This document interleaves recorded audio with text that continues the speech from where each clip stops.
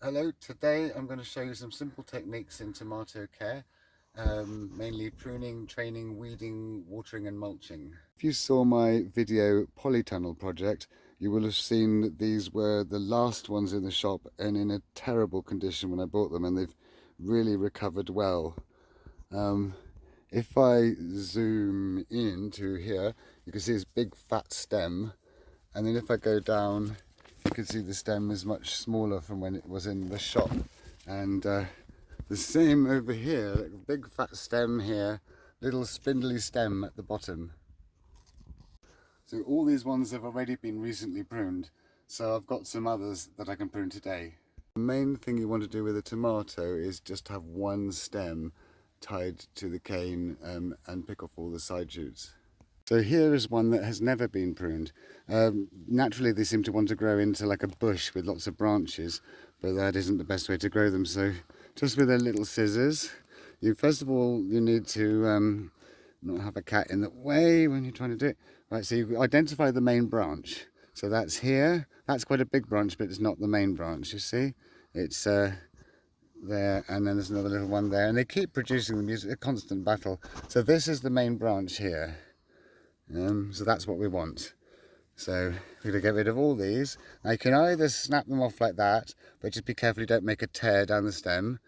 And then the bigger one, I'd just carefully cut it with some scissors. And this one here, and so on. So you want to tie ever so many of them really onto this node on the bamboo and do like a knot above that so that it doesn't slip down and the whole plant slips down the stick with it. So do like a one this way and one under that way. Nice granny knot first of all, that supports it to the bamboo stick. And then you want to put it underneath some leaves to support, and you want to leave a loop here. So you're not going to squash the stem or tightly against the stem, because that might harm or kill it might restrict growth to the plants. You don't want to do that. You want to have it in a nice loop. You want to support it, not tie it as such. Let's think of it more as support. So a nice little knot there. The stem's in a nice space there, and then you just, as it grows, you just carry on doing that up the stem.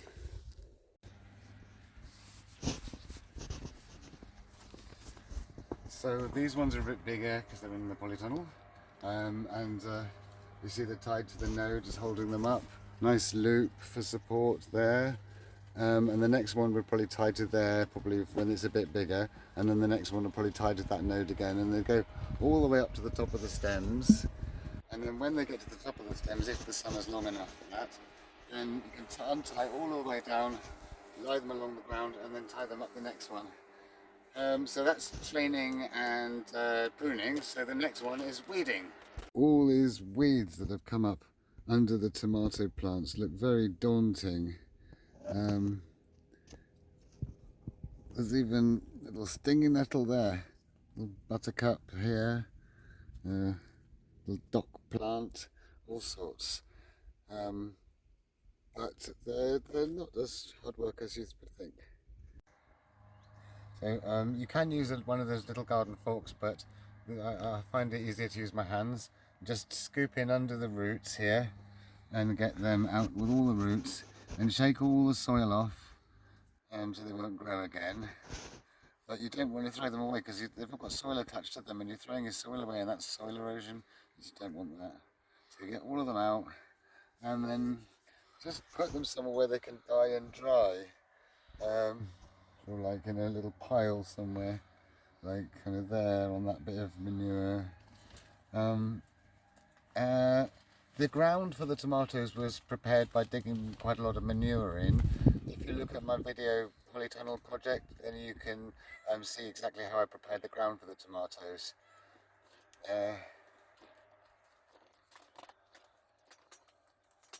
Make sure you get underneath the roots, shake the soil off.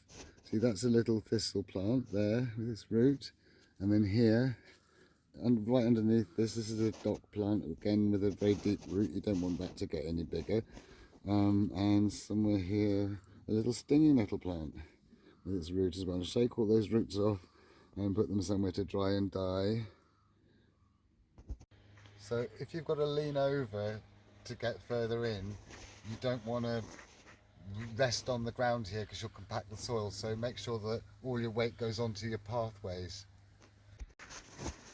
These are two little wheat seedlings which I suppose have come from the goose feed, because all of this is fed with goose manure, so it's inevitable that I get a few little wheat seedlings coming now and again. So loosen the soil, shake the soil off. This can be quite quick. You find a quick way of doing it. So hopefully one day we'll be organised enough to make our own straw, but for now I've bought this bale from the farmer shop. I'm just going to open it. For vegetables, hay or straw makes a good mulch, but for shrubs or trees, better to use wood chips. Always cut away from yourself.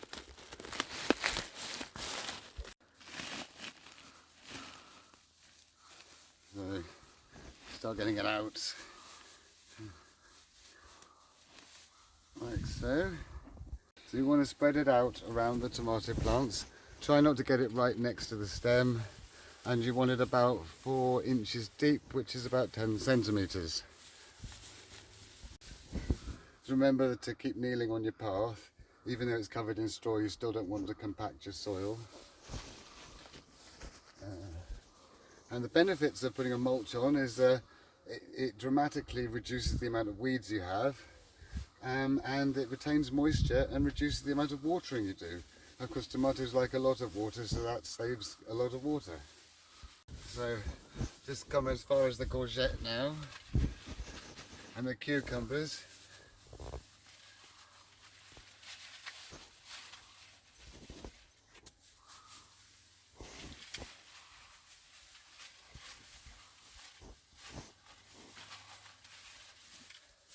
And then your weeds, they'll just die and dry on top of this, so just spread them out on there and it adds to the mulch.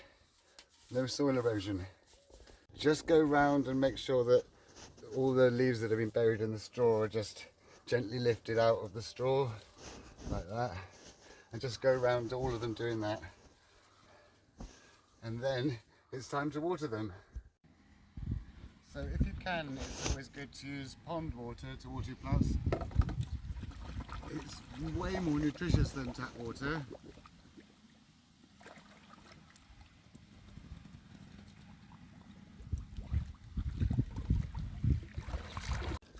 Tomato plants like a lot of water, but now they won't need as much water, but I'm going to give them a good soaking to let this all establish in.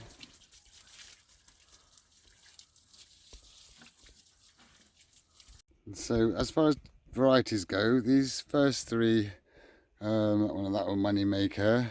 This one is some heritage variety, so they're all just about to flower. That one's one of those steak tomatoes, the really big ones. What's that one? Oh, that's some kind of hybrid one.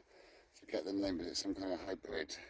And then these two here are cherry tomatoes, and they have actually got some on the way. Tomatoes seem to need quite a lot of daylight to be able to survive, and when it gets to about October, they just seem to give up and all die. That will be different if you're in the tropics, but up here in the northern latitudes, it's October, and the daylight's just too short to support them. And they take a long time to produce, to turn from flowers to fruit, about a month. So really in September or even the end of August, you could just nip out the growing tops so all the energy goes into the remaining fruit. So I hope this was useful. If it was, please like and subscribe. And if you would like to see any more of my videos, just press the little me and you'll be able to see all the other videos. So my peas and broad beans have turned out really well this year. They're massive and covered in peas. They won't grow anymore now because they're not the tall ones. These ones don't usually get as tall as this. If you'd like to see how to grow peas and beans like this, then check out my video how to grow peas and broad beans.